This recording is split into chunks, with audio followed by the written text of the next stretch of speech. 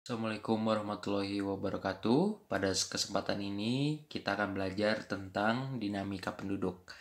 Yang pertama itu kita akan membahas tentang angka kelahiran atau yang bisa disebut dengan natalitas.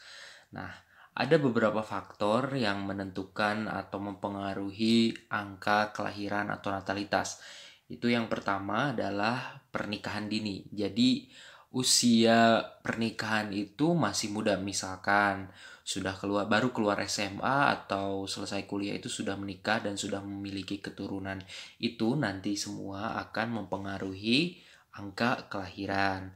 Lalu tingkat kesehatan. Semakin baik kondisi tingkat kesehatan masyarakat, maka eh, masyarakat tersebut akan memiliki keinginan untuk memiliki keturunan gitu. Jadi tingkat kesehatan ini juga akan mempengaruhi tingkat dari natalitas atau angka kelahiran. Nah, terus yang selanjutnya faktor yang mempengaruhi itu adalah asumsi bahwa banyak anak banyak rezeki. Nah, ini masih ada di bagian di beberapa mindset masyarakat Indonesia bahwa eh, semakin banyak keturunan itu semakin banyak rezekinya gitu, sehingga ini juga akan meningkatkan angka kelahiran atau natalitas.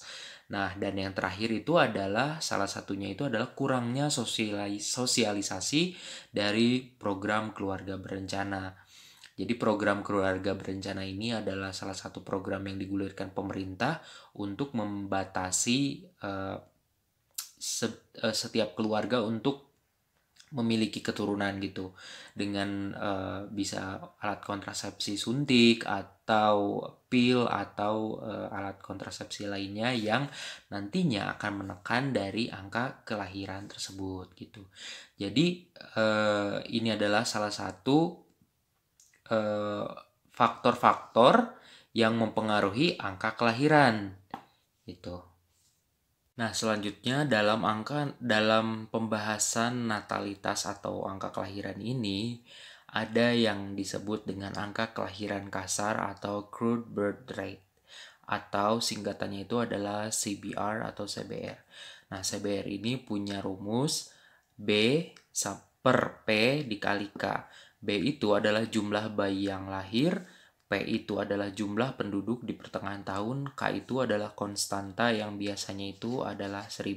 Jadi konstanta ini adalah nilai ketetapannya. Angkanya biasanya sih 1000 gitu.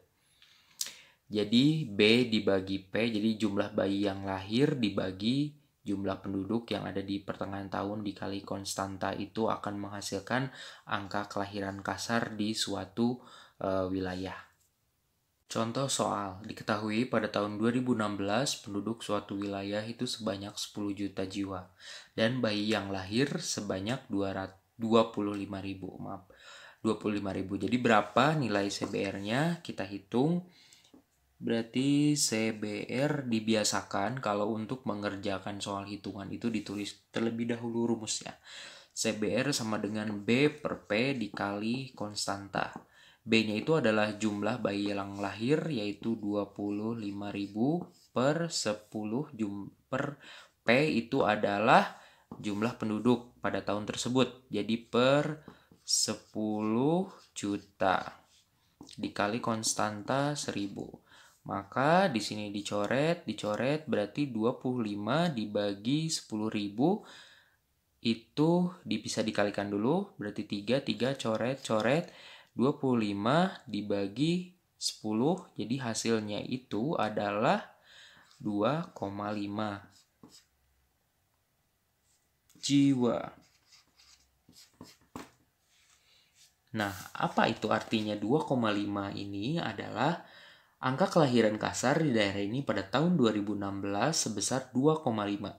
Hal ini berarti bahwa pada tahun 2016 dari setiap 10.000 penduduk di daerah ini terdapat 2 sampai 3 kelahiran hidup.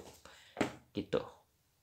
Nah, nanti di kesimpulannya kalian harus menulis pengertiannya atau hasil akhirnya, yaitu setiap 10.000 penduduk terdapat 2 sampai 3 kelahiran hidup.